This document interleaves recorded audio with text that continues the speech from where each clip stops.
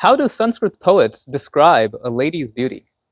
Oh, her face is like the moon, her eyes are like lotuses, her teeth are like pearls. The same comparisons over and over again. Stutam stuvanti kavayaha. Poets praise the same things again and again. Nilakantha Dikshita, a 17th century poet, criticizes this business of poetry. Been there, done that. We need something new. There needs to be a freshness to art. Navonavonmesha shalini. It needs to constantly uncover novelty. So to achieve that freshness, it seems some poets went in the opposite direction.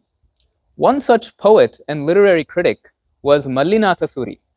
And in this verse, he describes a lady, but he goes against all the usual conventions. Tintrini dalasamana lochane devadundubi samana madhyame arkashushka phalavad ghanastani Rama vairi bhagini varajase. He says, "Oh my lady, tintrini dalasamana lochane. Your eyes are not like lotuses.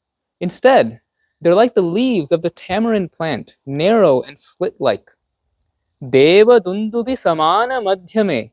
And your waist is like a celestial kettle drum, giant and bulging. What's more, arka shushka phalavad ghanastani. Your full chest is like the dried up arka fruit, which is a pungent herb.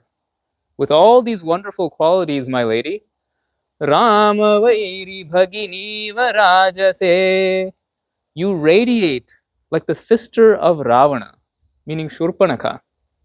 The poem is actually a roast, and yet it sounds so pleasant. Tintrini dalasamana lochane devadundubi samana madhyame.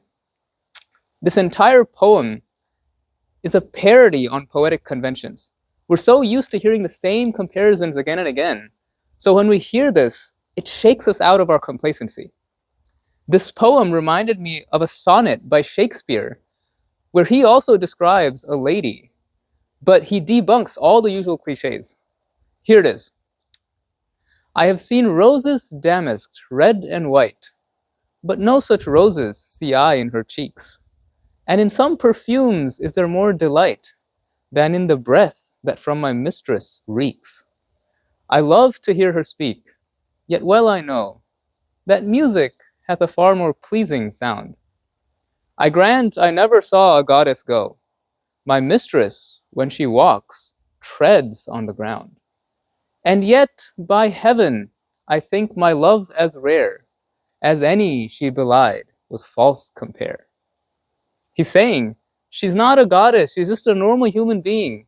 But I think my love is just as precious without needing to make those false comparisons to appreciate her. It's heartening to find similar poetic ideas and trends across different languages. They're all expressions of the same human sentiments reverberating through the ages. Hope you enjoyed, and stay tuned for more.